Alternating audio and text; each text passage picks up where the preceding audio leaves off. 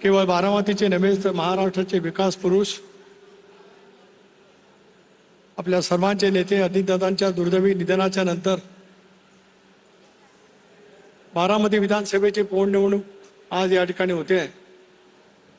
आपल्या सर्वांच्या लाडक्या उमेदवार, महायुतीच्या राष्ट्रवादी काँग्रेस पक्षाच्या राष्ट्रीय अध्यक्ष, राज्याच्या लोकप्रिय उपमुख्यमंत्री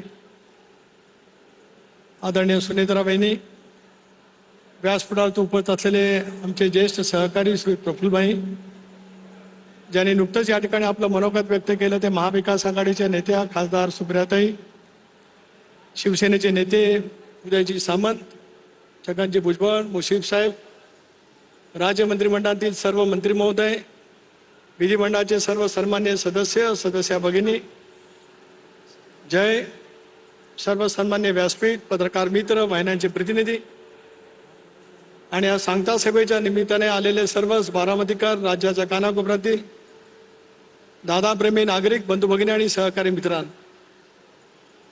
28 जानेवारीला नियतीने क्रूर घाला आपल्या सर्वांच्या वरती घातला आणि संबंध महाराष्ट्राला गेले 3.5 दशक आपल्या प्रचंड राजकीय इच्छाशक्तीतून, प्रचंड मेहनतीतून 24 तास सेवा देत प्रचंड प्रमाणावरती महाराष्ट्रामध्ये लोकप्रिय असलेल्या नेत्याला दुर्दैवाने आपण सर्वजण गमावलो. 6 दशक बारामतीकरांनी सांगता सभा पाहिली असेल. आदरणीय पवारसाहेब 1967 साली याच मतदारसंघातून निर्वाचित झाले. 67, 72, 78, 80, 85, 90 6 वेळा या मतदारसंघातून निर्वाचित झाले. त्या वेळेला सुद्धा सांगता सभा झाली असेल. 91, 95, 99, 4, 9, 14, 19, 24 या सगळ्या निवडणुका 8 वेळेला सलग दादानी या मतदारसंघातून लढवल्या. विक्रमी मताधिक्याने दरवेळेला दादा या मतदारसंघातून निर्वाचित होत गेले.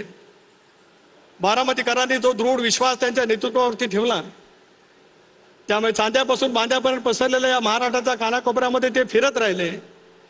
महाराष्ट्राची सामाजिक जळणघळण करण्याचा त्यांनी त्या पद्धतीने प्रयत्न केला आणि लोकप्रियतेच्या उत्तुंग शिखरावरती असताना दुर्दैवाने नियतीने आपल्या सर्वांच्या वरती घाला घातला. आज बारामती पोरकी झाल्यासारखी आपल्याला सर्वांना वाटतेच.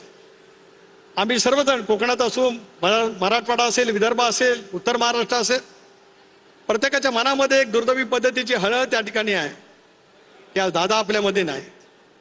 सांगता सभेच्या साठी आज आपण सर्वजण या ठिकाणी जमलेलो आहोत. वहिनी दादांच्या वरती निस्सीम प्रेम असणारा बारामतीकर या ठिकाणी आहेच, पण ज्या धीरोदत्त पद्धतीने, ज्या संयमाने आणि ज्या कार्यकुशलतेने आपण हा सर्व सांभाळण्याचा एक आत्मविश्वास त्या ठिकाणी तुम्ही दाखवलात, त्याच्याबद्दल मी त्या दिवशी आपले ऋण व्यक्त केलेत. आजही यानंतर मी ऋण आपले व्यक्त करू इच्छितो आहे. बारामती आणि बारामतीच्या परिसरामध्ये इच्छाशक्तीच्या बळावरती दादाने केलेला विकास, खरं तर मुख्यमंत्री महोदय आता येतीलच. काही कोटी झाडं दादानी बारामतीच्या परिसरामध्ये लावली असतील. राज्य सरकारने पण अनेक वेळा झाडं लावली असतील, पण झाडं किती जगली? दादाने लावलेली 1 कोटी किंवा 2 कोटी किंवा 4 कोटीपेक्षा झाडं ती जगलीच.